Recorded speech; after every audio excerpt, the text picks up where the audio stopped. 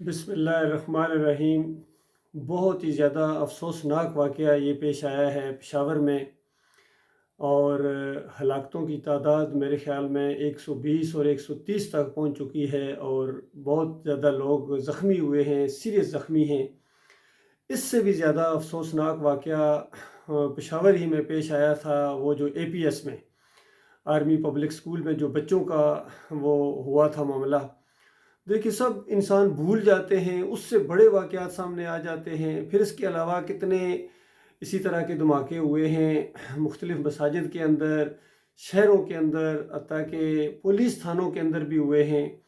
پھر یہ گرفتاریاں، پھر ان کے ساتھ ٹارچر، پھر ان کو برہنہ کرنا۔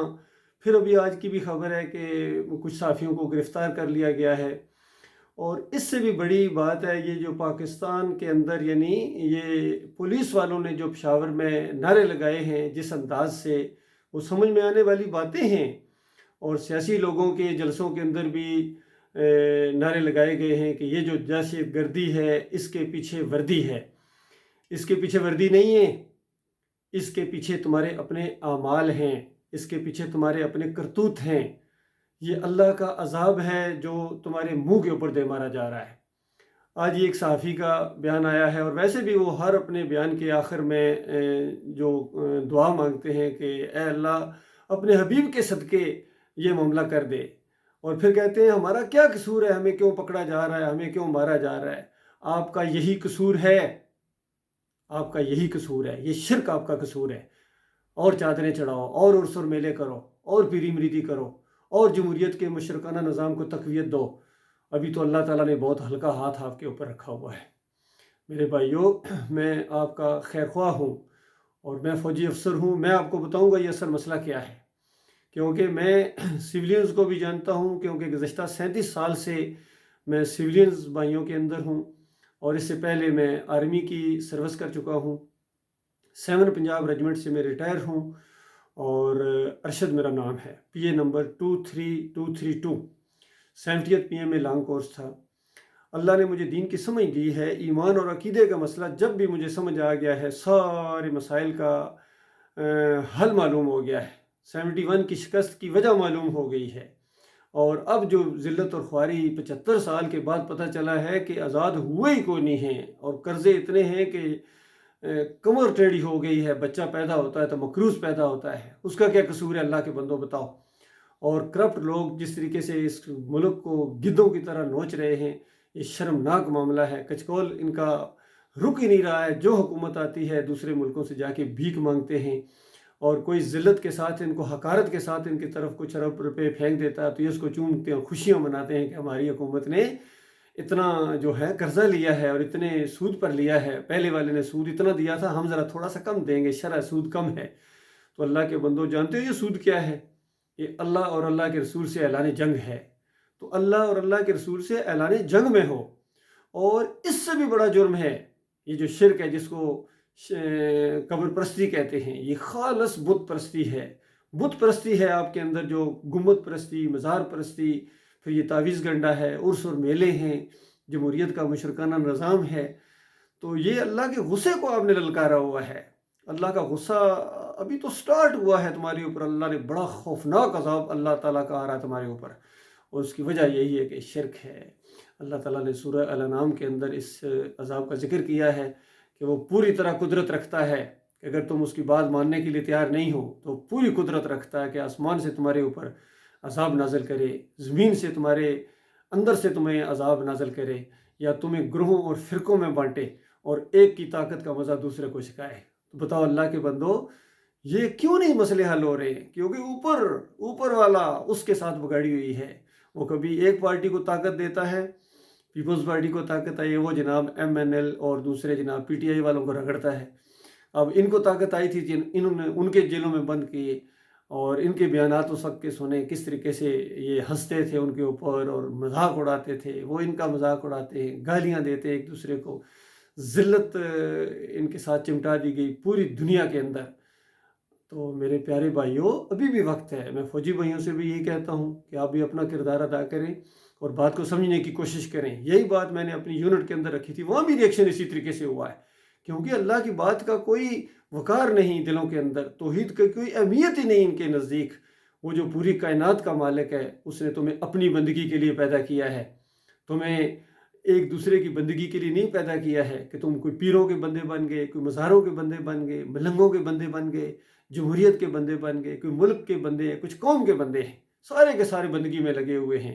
وہ جو کسی نے کہا نا کہ ان تازہ خداؤں میں بڑا سب سے وطن ہے، جو پیرہن اس کا ہے وہ مذہب کا کفن ہے۔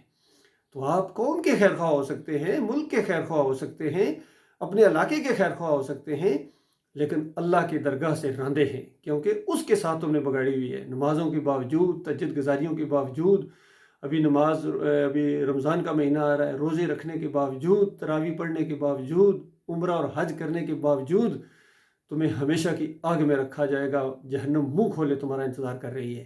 کیوں؟ شرک کے ساتھ اللہ نے کوئی عمل کسی کے اوپر فرض نہیں کیا ہے۔ اس کی مثال میں دیا کرتا ہوں کہ اگر کوئی اپنے گھر میں بیٹھ کے فوجی وردی پہن لے یا پولیس کی وردی پہن لے اور پریڈیں شروع کر دے، اور دوسرا بھائی اس کا اصلی فوج میں جا کے بھرتی ہوا ہو، اور وہ سمجھے کہ ہم دونوں کو مہینے کے آخر میں تنخواہ ملے گی اور 30-35 سال کے بعد ہمیں پینشن ملے گی، تو وہ جب جائے گا لینے کے لیے تو وہ کہیں گے تمہاری انرولمنٹ ہی کوئی نہیں ہے۔ نہیں میں پوری وردی پہن کے گھر میں میں پریڈ کیا کرتا تھا، اسی ٹائم میں بھی اٹھتا تھا جب بھائی اٹھتا تھا، سارا کچھ میں وہی کرتا تھا۔ تو ان کا کرتے ہوں گے، کس نے کہا تھا تمہیں کرنے کے لیے؟ تمہارا کوئی ہمارے یہاں انرولمنٹ نہیں ہے۔ تو لہٰذا یہ جو کلمہ ہے نا، لا الہ الا اللہ محمد رسول اللہ، اس کو سمجھ کے پڑھو۔ لا ہے پہلے، لا، کہ اللہ کے علاوہ کوئی معبود نہیں ہے، اللہ کے علاوہ کوئی داتا نہیں ہے۔ جب اللہ کے علاوہ کوئی داتا نہیں ہے تو یہ باٹی والا کیا کر رہا ہے؟ اللہ کے علاوہ کوئی مشکل کشا نہیں ہے تو یہ یا علی مدد کا کیا بنے گا؟ اللہ کے علاوہ کوئی حاجت روا نہیں ہے، غریب نواز نہیں ہے، واسطے وسیلے کے لائق نہیں ہے، تو اس طرح دعائیں مانگنا، یا اللہ فلاں پیر کے صدقے، اپنے حبیب کے صدقے، پنجتن پاک کے صدقے، وہ تمہیں کیوں اللہ سے مایوس ہو گئے ہو؟ اگر اس کو کہہ دو غفور رحیم ہونے کے صدقے مالک تو میرا رب ہے، اللہم انت ربی لا الہ الا انت خلقتنی، کیسی کیسی دعائیں سکھائی ہیں نبی صلی اللہ علیہ وآلہ وسلم نے، آخری نبی محمد صلی اللہ علیہ وآلہ وسلم۔ کوئی ایک دعا بتا دو جو واسطے وسیلے کے ساتھ مانگی گئی ہو، قرآن کی کوئی ایک دعا مجھے دکھا دو جو واسطے وسیلے کے ساتھ مانگی گئی ہو، کسی نبی کی۔ نوح علیہ السلام کی دعائیں ہیں، ابراہیم علیہ السلام کی دعائیں ہیں، موسیٰ علیہ السلام کی دعائیں ہیں، ایوب علیہ السلام کی دعائیں ہیں، یونس علیہ السلام کی دعائیں ہیں، خود نبی علیہ السلام کی دعائیں، صحابہ اکرام کی دعائیں بھی قرآن میں نقل ہوئی ہیں۔ اللہ تعالیٰ نے صحابہ اکرام کی دعائیں نقل کی ہیں کہ میرے یہ بندے ہیں، اس طرح مجھ سے پکارتے ہیں، مجھے پکارتے ہیں، مجھے اپنا اکیلا معبود مانتے ہیں، اور کہتے ہیں کہ ہم نے سنا اور بالکل مالک ہم اطاعت کریں گے، فرما بردار ہیں ہم۔ تو یہ ساری چیزیں پھر نبی علیہ السلام کی کتنی دعائیں ہیں جو انہوں نے مانگی ہیں اور صحابہ اکرام کو سکھائی ہیں۔ کوئی ایک دعا بتا دو کہ اللہ کے علاوہ انہوں نے کسی اور کو پکارا ہو یا واسطے وسیلے کے ساتھ پکارا ہو، اس کو وہ شرک سمجھتے تھے، اور شرک اللہ کو گالی ہے۔ اللہ کو گالی دینے کے بعد اگر تم سمجھو گے کہ اللہ کی رحمت کے پھول تمہارے اوپر برسیں گے تو یہ بہت بڑی نادانی ہے، کیونکہ وہ ہندو اور سکھ ہیں، وہ تو مانتے ہی نہیں، لیکن تم ماننے کے باوجود اگر تم نافرمانی کرو گے اور اللہ کو گالی دو گے شرک کے ذریعے تو تمہارے اوپر زیادہ بڑا عذاب ہے۔ اس کی پھر میں ایک مثال دوں گا۔ ایک بندہ سویلین ہے، وہ فوجی احکامات نہیں مانتا، وہ خود کہے گا میرے اوپر لاگو ہی نہیں ہے، لیکن فوج میں بھرتی ہونے کے بعد پھر تم کہو کہ میں نہیں مانتا ہوں، تو یہ پھر نہیں چلے گی، پھر تمہیں شکنجے میں کسا جائے گا۔ There is not to say why, there is then to do and die، یہ کہا جاتا ہے کہ فوجی سسٹم ہی نہیں چلتا ہے جب تک اطاعت نہ کی جائے۔ اسی طریقے سے اسلام کا جو سسٹم ہے، اسلام کا جو نظام ہے، وہ دنیا کی کوئی فوج اور کوئی ایجنسی اس کا مقابلہ نہیں کر سکتی ہے۔ لہٰذا میری بات مانو، میں تمہاری صحیح رہنمائی کروں گا انشاءاللہ۔ ان فریب کاروں کے چکر میں مت آؤ، یہ آپس میں کئی دفعہ پھر ایک ہو جاتے ہیں، پھر لڑتے جھگڑتے ہیں، خاص کر سیاسی لوگ ہو گئے یا یہ علامہ ٹائپ ہو گئے، فضل الرحمان جیسے، طاہر القادری جیسے، طارق جمیل جیسے، یہ سارے شرک و کفر پھیلا رہے ہیں ہر جگہ۔ ان کی عقائد خراب ہے، بری طرح خراب ہے، اور صدیوں بیت گئی ہیں اللہ کے بندوں۔ کنہیں صوفیوں کی کوئی کتاب پڑھو، ان کے عقائد دیکھو، خالص قبر پرستی اور یہ عرس اور میلے اس کے اندر آپ کو ملیں گے، پیری مریدی آپ کو ملے گی۔ ان کو پڑھو گے تو قرآن و حدیث سے نبی لگتا ہے، قرآن و حدیث کو پڑھو تو پھر ان کی ساری وارداتیں جو ہے نا، یہ کہانیاں، قصے اور فضائل اعمال میں جو کچھ ہے سب کچھ بربادی ہے، ایمان کی بربادی ہے اللہ کے بندوں۔ اور آگے جو وقت آنے والا ہے وہ بڑا خوفناک وقت تمہارے اوپر آنے والا ہے، اور جو مر گئے وہ تو گئے، فارغ ہو گئے، اور تمہارے لیے بھی ابھی جو زندہ ہو ایک موقع ہے۔ تو یاد رکھنا، اگر ایمان کی خرابی کے ساتھ اللہ کے پاس چلے گئے تو پھر دوبارہ واپسی نہیں ہے۔ خاص کر میں ہمارے آرمی چیف عاصم منیر صاحب سے یہ گزارش کروں گا کہ کچھ تو سوچیں، آپ تو حافظ قرآن ہیں، آپ سے زیادہ بڑی باز پرسی ہوگی، قرآن کے پہلے صفحے کی میں بات کر رہا ہوں. اللہ کی بندگی ہے، اللہ کی توحید ہے، اس کو پکارنا ہے، رد شرک ہے اس کے اندر، اور نیک لوگوں کے راستے پر چلنا ہے. اہدنا الصراط المستقیم، ہمیں نیک لوگوں کے راستے کے اوپر چلا. یا اللہ صراط الذین انعمت علیہم، ان کے راستے پر جن پر تو نے انعام کیا. تو یہ جو کچھ ہو رہا ہے بتاؤ، یہ انعام یافتہ لوگوں کے راستے پر چل رہے ہو یا لعنتی لوگوں کے راستے پر چل رہے ہو؟ نبی علیہ السلام نے لعنت بھیجی تھی، لعن اللہ الیہود والنصارى اتخذوا قبور الانبیاء والصالحین مساجدا. اللہ کی لعنت ان یہود و نصارہ کے اوپر، انہوں نے اپنے انبیاء اور صالحین کی قبروں کو سجدہ گاہ بنایا تھا. تو وہی کام آپ کرو گے اور آپ کے اوپر رحمت کے پھول برسیں گے. اللہ نے آپ کو اقتدار اس لیے نہیں دیا کہ کفر و شرک کے محافظ بنو. اللہ نے آپ کو اقتدار اس لیے دیا ہے، طاقت اس لیے دی ہے، فوجی طاقت اور یہ میزائل ٹیکنالوجی اور ٹینک اور ایٹم بم تک اللہ تعالیٰ نے آپ کو دے دیا ہے. اس شرک کی رکھوالی کے لیے دیا ہے یا ایمان خالص کو پھیلانے کے لیے؟ اللہ کے بندو، اللہ پر توکل کرو، ایمان خالص کرو، تمہارا روب اور دبدبہ ہوگا پوری قوموں کے اوپر. کوئی تمہیں کچھ نہیں کر سکتا، یقین کیجئے. ایمان تو لاؤ. کیوں کس چیز سے ڈرتے ہو؟ کہ مرنے سے ڈرتے ہو؟ جنت میں جانے سے ڈرتے ہو؟ ایمان عقیدے کی بات کرو گے اور اس راستے میں موت آ جائے، اس راستے میں بڑی سے بڑی چیز چلی جائے، بڑی نوکری چلی جائے، افسری چلی جائے، یہ معمولی چیزیں ہیں.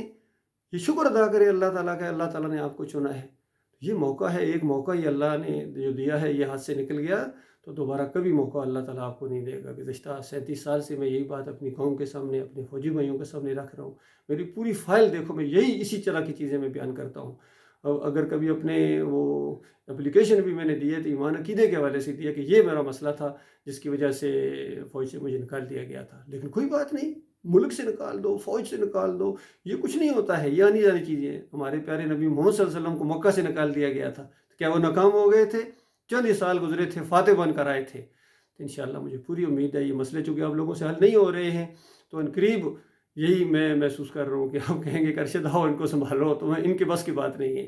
تو انشاءاللہ میں معاملہ ایسے طریقے سے کروں گا کیونکہ اللہ کے ایمان میں بڑی طاقت ہے. تمہارے سارے جتنے یہ مسائل ہیں چٹکیوں میں حل ہو جائیں گے، یقین کیجئے. تمہارے قرضے نہ صرف حل ہوں گے بلکہ الٹا بیلنس ہوگا. IMF کے اوپر ہمارا ہوگا قرضہ کہ تمہارے اتنے اصل تمہارا یہ ہے، اتنے ہم دے چکے ہیں اور اتنا ابھی تمہارے اوپر باقی ہے تو واپس کرو. اور جو بھی ہمارے مجرم کسی بھی ملک میں ہیں، چاہے فرانس میں ہیں، چاہے انگلینڈ میں ہیں، اگر وہ ہمارے حوالے نہیں کریں گے، ان کے ساتھ سفارتی تعلقات نہیں رکھے جائیں گے، کسی صورت میں نہیں رکھے جائیں گے جب تک وہ ہمارے مجرم ہمارے حوالے نہیں کرتے ہیں. کیسے نہیں کرتے ہیں؟ تو اصل میں تھوڑا سا سٹینڈ لینے والا انداز اختیار کرو، اللہ کے اوپر بھروسہ کرو. لیکن تم تو بالکل لیٹے جا رہی ہو کفر شرک کے آگے اور یہودیوں کے آگے، عیسائیوں کے آگے، سکھوں کے آگے، ہندوؤں کے آگے. ان کے سامنے اسلام کا ایک ماڈل پیش کرو تاکہ وہ بھی ایمان عقیدے کی طرف آئے.